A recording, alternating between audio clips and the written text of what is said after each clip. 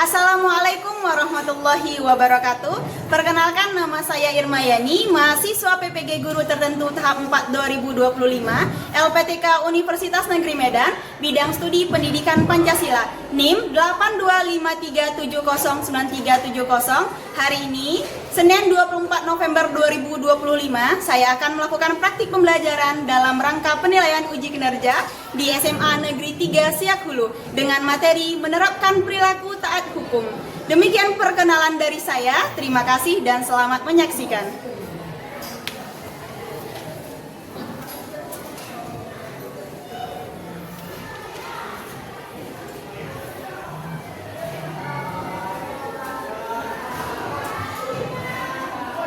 Boleh ke kelas kelas disiapkan dulu kelasnya sebelum mulai pembelajaran.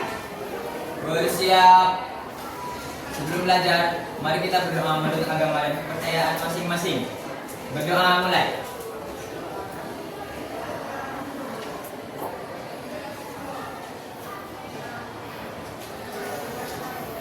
Berdoa selesai. Beri salam. Assalamualaikum warahmatullahi wabarakatuh. Waalaikumsalam warahmatullahi wabarakatuh. Selamat pagi Anda semua. Pagi, Bu. Gimana kabarnya pada pagi hari ini? Baik, Bu.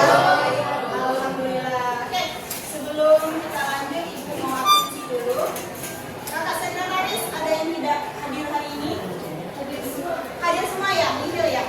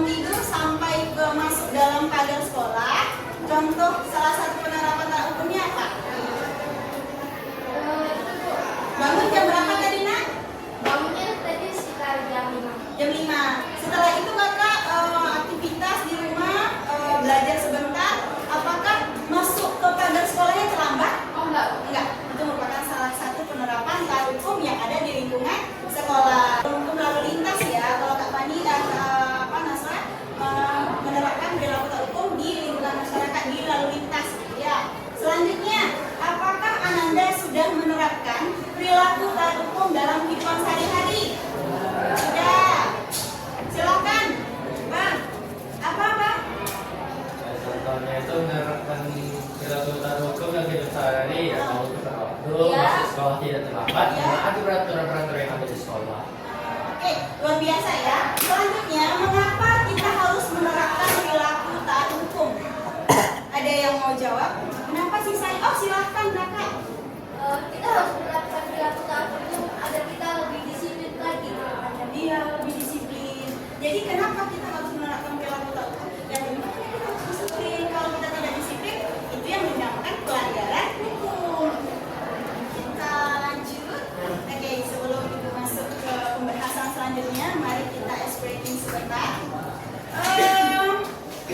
Boleh duduk dulu, perhatikan ibu, perhatikan suaranya. Nanti ibu peragakan, baru kalian peragakan. Oke.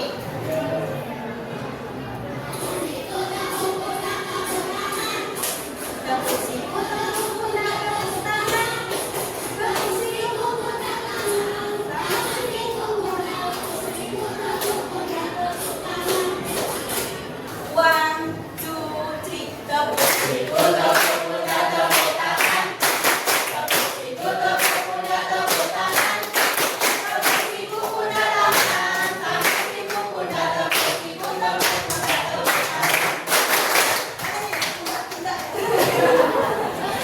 Sikunya kok ada siku kuda gitu ya. Udah pindah-pindah ke sikunya ke kuda ya. Oke, udah mulai ini ya, ceria ya. Kita lanjutkan. Jadi tujuan pembelajaran ini adalah harapan ibu untuk kalian setelah mempelajari materi ini. Yang pertama, kalian bisa menjelaskan perilaku taat hukum. Yang kedua, menyebutkan contoh perilaku taat hukum dalam kehidupan sehari-hari di rumah, di sekolah maupun di lingkungan masyarakat. Contohnya tadi ibu tanyakan pertanyaan pemantik, sudah ada yang menjelaskan di lingkungan rumah, sekolah maupun masyarakat gitu ya. Yang ketiga, menunjukkan sikap patuh terhadap aturan dan juga peraturan yang berlaku. Yang keempat, kalian tuh dapat menilai apa sih akibat dan dari pelanggaran hukum bagi diri sendiri dan juga orang lain. Bentar, Kak Fani kan Kak Nasar kan udah menjelaskan, saya dari rumah pakai helm, spionnya lengkap, BM-nya lengkap, itu merupakan salah satu pelanggaran menaati peraturan hukum. Nah, kalau dia tidak pakai helm, spionnya tidak ada, BM-nya tidak ada identitas kendaraannya, itu baru yang namanya pelanggaran hukum. Kalau ini menerapkan perilaku taat hukum. Lalu yang kelima, menerapkan perilaku taat hukum dalam kegiatan sehari-hari secara konsisten. Handphonenya disiapkan dulu. Kita mau asesmen diagnostik kognitif. Boleh di-scan dulu barcode-nya atau melalui link-nya. Linknya sudah disiapkan juga melalui WA grup kelas. Oke. Setelah nanti dibuka soalnya, itu nanti kurang lebih ada 30 detik satu soal, ada 5 soal. Kalau seumpamanya tidak bisa masuk barcode, maka boleh buka WA grupnya, sudah dikirim linknya.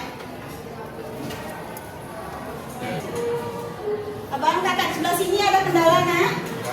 Nggak aman ya? Dibaca soalnya, dianalisis, habis itu silakan pilih jawaban yang benar.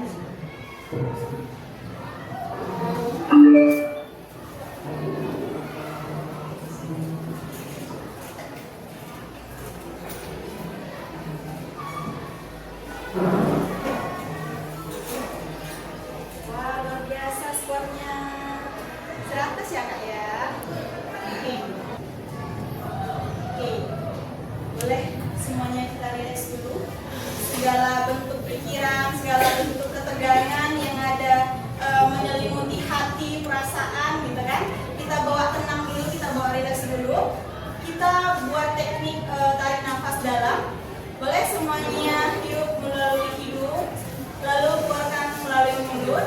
Dalam kehidupan itu coba semua masalah dikumpulkan dulu, habis itu dikeluarkan melalui mulutnya. Kita mulai ya, 1, 2, 3. Kita ulangi yang kedua.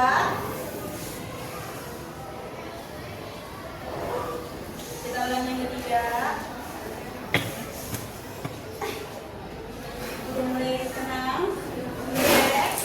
Bisa kita lanjutkan? Kita akan masuk di kegiatan inti. Di kegiatan inti yang pertama itu fase memahami.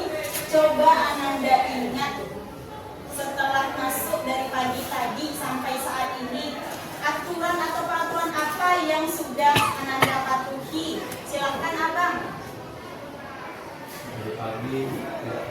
Tidak terlambat memakai seragam lengkap. Oke. Selanjutnya, bagaimana perasaan Ananda apabila ketika mematuhi aturan tersebut? Silakan kakak. Iya. Gimana perasaannya kalau mematuhi aturan itu baik di rumah, di sekolah maupun di lingkungan masyarakat? Sipit. Perasaan itu lega ada sanksi apapun. Ya, karena merupakan tingkat kesadaran hukumnya tinggi dan tidak melakukan pelanggaran. Terakhir, apa yang terjadi jika aturan itu dilanggar? Ada yang mau menjawab? Oh, berarti kalau saya melanggar aturan baik di lalu lintas, saya akan ditilang polisi. Kalau melanggar aturan di sekolah, merokok di lingkungan sekolah, saya akan dapatkan poin pelanggaran. Kalau di rumah, saya udah dikasih jam malam sama orang tua melewati batas pulang jam malam dari orang tua, tentu akan dapat hukuman atau sekedar iya. Jadi segala sesuatunya itu peraturan yang sudah dibuat itu untuk ditaati, bukan dilanggar. Lembut ya suaranya ya. Oke, kita masuk materi kita, pentingnya taat hukum. Kenapa kita penting taat hukum? Karena hukum itu adalah sebagai pengatur dalam kehidupan kita. Kalau tak ada hukum, semuanya akan kacau balau. Contohnya di jalan raya, kalau tak ada lampu merah, semuanya mau duluan. Saya yang duluan, saya mau cepat sampai, pokoknya sampai rumah. Saya mau jumpa keluarga. Ya kan? Kalau tidak ada hukum, tapi karena adanya hukum, adanya peraturan, makanya tertiblah lalu lintas. Hukum itu memiliki peran penting dalam menjamin keadilan dan juga keteraturan di masyarakat. Dalam mematuhi hukum, tanggung jawab setiap individu, tanggung jawab ibu, tanggung jawab Anda, tanggung jawab kita semua. Kenapa? Karena kalau kita merasa tidak tanggung jawab, contohnya nih, ibu tidak merasa tanggung jawab. Nanti ada lampu merah, kenapa harus itu pokoknya ibu udah saja motor itu. Kan yang kena nanti bisa yang lain juga, bukan ibu aja. Satu yang melanggar, tapi yang lain bisa kena dampaknya begitu ya. So, makanya tanggung jawab kita bersama untuk mematuhi peraturan taat hukum. Lalu menciptakan lingkungan yang aman dan juga sejahtera. Tentram ya, kalau semuanya taat hukum, nggak ada yang melanggar aturan, aman damai aja, tentram jadinya. Selanjutnya, perilaku taat hukum, definisi dan juga relevansinya. Perilaku taat hukum ini mendukung keadilan sosial secara keseluruhan. Tidak ada bedanya antara kalian yang tidak ada keterkaitan hubungan keluarga dengan guru atau kepala sekolah ataupun dengan anak guru. Tidak ada bedanya. Kalau setara dan sama. Kenapa? Karena perilaku taat hukum itu mendukung keadilan sosial. Semuanya dapat. Anak guru berarti dia harus duluan. Oh tidak. Semuanya sama. Semuanya adil. Apapun yang didapatkan oleh keluarga yang ada di sekolah, maksud itu orang tuanya guru, kalian juga harus dapat. Tidak ada perbedaan sedikit pun. Itu namanya penyerataan. Selanjutnya, hukum sebagai pedoman bagi masyarakat dalam bertindak. Tentu kalau membuat kesalahan, berpikir dia, ini kalau mencuri, ditangkap polisi, ditangkap warga. Sebelum ditangkap polisi, pasti tangkap warga dulu kalau ketangkap ini. Habis dapat bebas. Makanya hukum itu sebagai pedoman bagi masyarakat dalam bertindak. Sebelum bertindak itu berpikir dulu kan, ini kena jangan malam lima besok lah, gitu kan? Intinya dulu malam besok lah gitu. Sifat dari norma hukum yaitu mengikat, otonom, memaksa dan juga responsif. Ayo diingat-ingat kembali, apa sih itu mengikat? Apa sih itu sifat norma memaksa, sifat norma otonom dan juga responsif? Ayo, ada yang bisa? Silahkan kakak. Iya, kenapa sifat dari norma hukum itu yang pertama mengikat, yang kedua dia memaksa, yang ketiga itu otonom, dan yang keempat responsif. Silahkan kak, Tesan.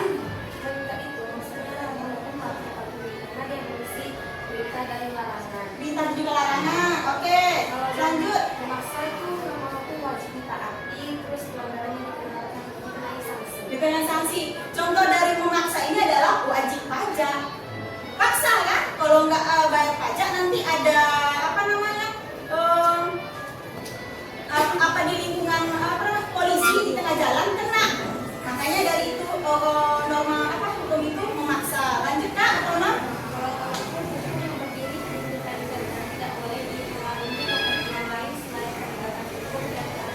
Ya, hukum itu dia independen, otonom itu dia tidak boleh ada kepentingan pribadi, dia itu hanya untuk kepentingan bersama. Oke, lanjut responsif.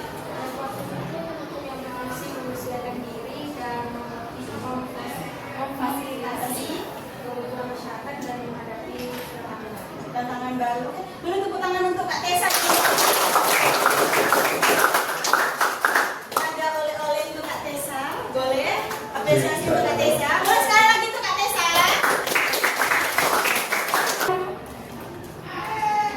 Selanjutnya, substansi penegakan norma hukum. Ada 3 prinsip dalam penegakan hukum ini. Yang pertama, boleh Kak Dina jelaskan Kak Dina, yang pertama apa Kak Dina? Keadilan adalah hukum yang berlaku bagi semua tanpa diskriminasi dan yang melanggar akan mendapatkan sanksi sesuai dengan undang-undang yang mengatur. Oke, keadilan itu berlaku semua tanpa diskriminasi. Itu yang adil kan? Oke. Yang kedua, kemanfaatan. Boleh Bang dibacakan Bang? Yang kedua, kemanfaatan artinya hukum memberikan manfaat bagi masyarakat. Kemanfaatan. Jadi hukum itu memberikan manfaat untuk seluruh masyarakat. Lanjut, yang ketiga, kepastian hukum. Boleh Bang baca? Yang ketiga, kepastian hukum artinya penegak hukum harus mampu menjamin sepenuhnya hak dan kewajiban warga negara. Oke, kepastian hukum itu artinya penegak hukum itu harus mampu dalam menjamin sepenuhnya hak dan juga kewajiban warga negaranya. Ini contoh perilaku tak takut melanggar. Nah, apa yang bisa Anda jelaskan dari gambar ini? Boleh angkat tangannya? Silakan Kak Yunita.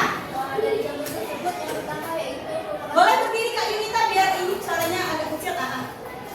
Nah, dari gambar pertama tersebut menunjukkan bahwa sebuah vandalisme terjadi, yaitu terdapat grafiti di fasilitas umum. Padahal seharusnya kita sebagai warga negara harus menaati dan juga menjaga fasilitas umum, bukan merusaknya. Nah, yang kedua yaitu membuang sampah sembarangan.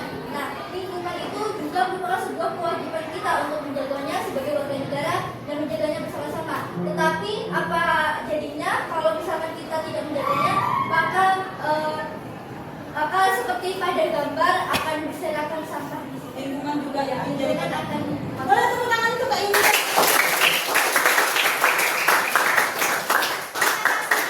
Apresiasi ya untuk kita ya. Terima kasih Nak. Oke, kita lanjutkan. Bukan tepuk sakinah ya, tapi tepuk semangat, tepuk motivasinya, espritinya, biar kita lebih semangat. Masih ingat?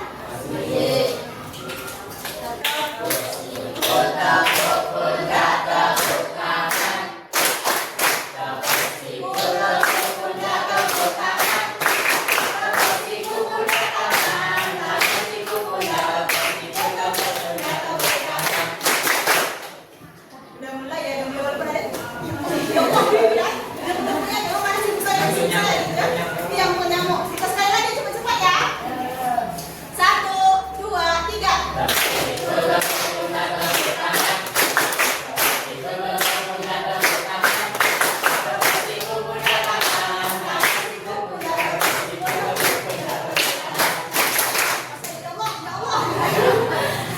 Yang penting udah mulai fokus lagi ya. Oke. Bismillahirrahmanirrahim. Pada pagi yang cerah, para siswa bersiap menyeberang jalan menuju sekolah. Sebelum langkah, mereka berhenti sejenak di tepi zebra cross. Dengan tertib mereka memandang ke kiri dan ke kanan, memastikan tidak ada kendaraan yang melintas. Sikap ini merupakan benar-benar mereka menerapkan taat hukum. Nah, di antara mereka ada beberapa siswa yang membantu teman-temannya yang mengangkat tangan memberi isyarat kepada pengendara agar memperlambat laju kendaraan. Nah, dengan sabar juga ia menunggu sampai jalan benar aman. Temannya pun mengikuti arahannya dan menyeberangi dengan rapi. Setelah semua berhasil menyeberang, mereka saling tersenyum, mereka saling bangga karena telah memperhatikan disiplin dan kepatuhan terhadap aturan lalu lintas, sekaligus bekerja sama antara keselamatan bersama.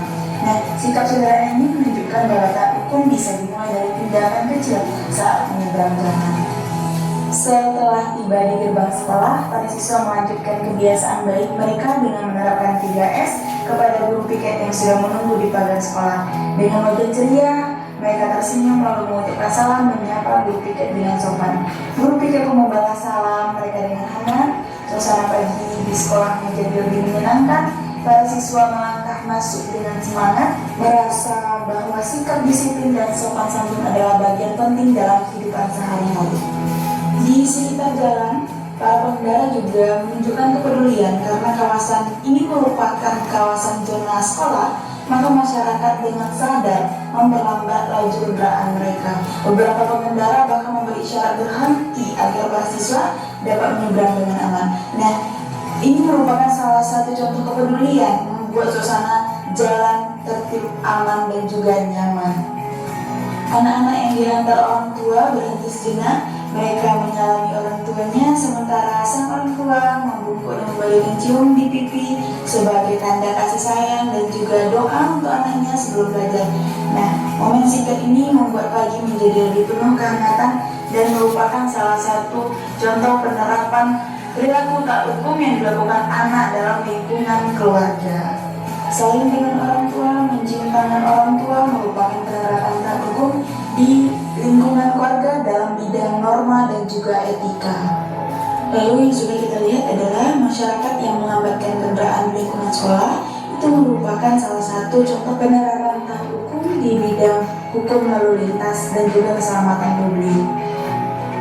Saling dengan guru menerapkan 3S di sekolah, senyum sapa salam merupakan penerapan taat hukum dalam bidang norma kesopanan dan juga norma kesusilaan yang ada di lingkungan sekolah.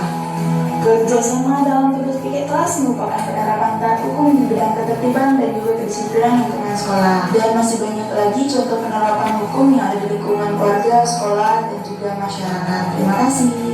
LKPD-nya, di sini Ananda diminta untuk menganalisis ada 3 kasus. Boleh diambil, Nak?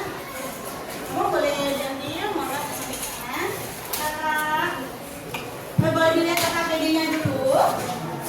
Ini ada 3 kasus. Silakan Ananda analisis kasus tersebut. Silakan nanti buat di LKPD ataupun di kertas 1 lembar. Tulis semua nama kelompoknya, kelasnya kelas berapa. Terus setelah dia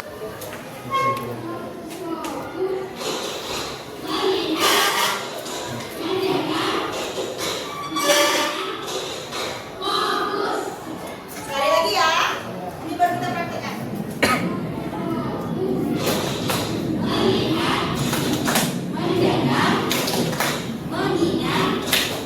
Fokus. Oke. Boleh berdiri kelompok 2?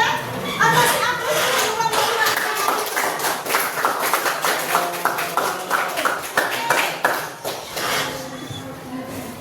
Kelompok 2 silakan. Ayo mau kemana? Ayo mau kemana?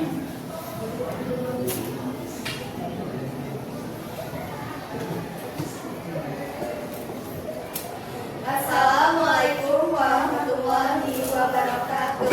Waalaikumsalam warahmatullahi wabarakatuh. Kami dari kelompok 2 yang beranggotakan Perkenalkan, nama saya Yunita Angela Dewi. saya Dina Livia, saya Sania Sabrina. Saya Farida. Berdirinya kami di depan ini ingin mempresentasikan hasil diskusi kami yang dimulai duluan oleh Yunita kepada Yunita Indonesia. Intinya yaitu baca kasus untuk dikit dan menentukan prinsip hukum yang baik dan sertakan alasannya. Boleh suaranya dikuatkan lagi, Kak? Baik, Bu. Langsung ini aja, Kak, jawabannya aja, Kak. Kan semuanya udah megang LKPD-nya. Boleh Kakak langsung jelaskan aja. Kasus yang pertama itu kami anggap sebagai prinsip keadilan umpamanya. Alasannya seperti ini, seperti itu aja. Nah, bisa dibacakan ulang lagi. Yang pertama yaitu ada kasus pertama. Nah, kasus pertama kami anggap sebagai prinsip keadilan. Nah, alasannya yaitu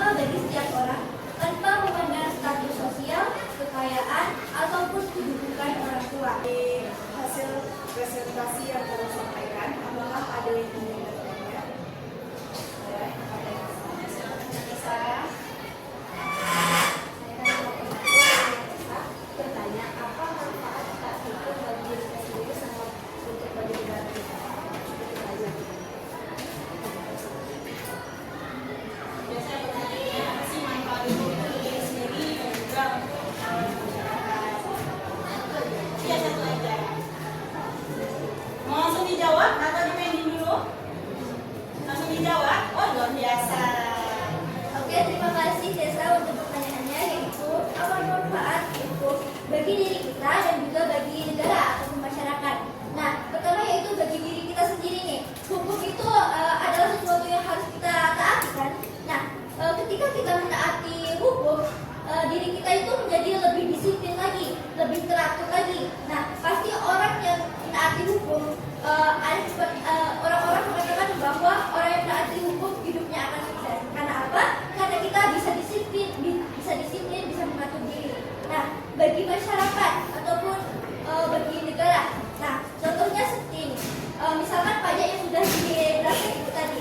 Nah, pajak itu kan memang dari kita, tetapi kembali untuk kita. Nah, sebisa kita menaati hukum, yaitu dengan membayar pajaknya untuk kita, untuk membangun fasilitas, maka yang merasakan manfaatnya juga masyarakat dan juga negara. Iya.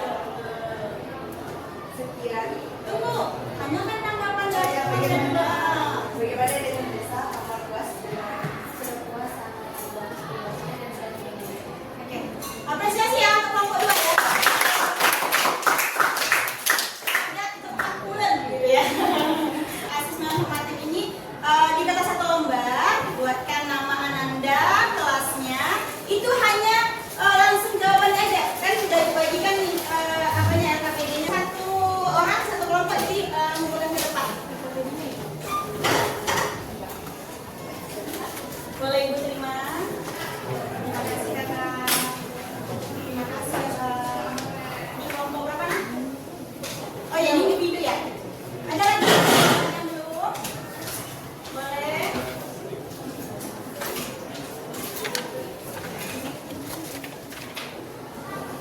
Oke, terima kasih. Sampai di akhir pembelajaran, terima kasih motivasi kalian luar biasa. Boleh tepuk tangan untuk kita semua. Ibu akhiri pertemuan kali ini. Semoga minggu depan kita masih berjumpa dalam keadaan sehat walafiat, dalam keadaan hati, pikiran dengan tenang. Ibu akhiri, wabillahi taufiq wal hidayah. Assalamualaikum warahmatullahi wabarakatuh.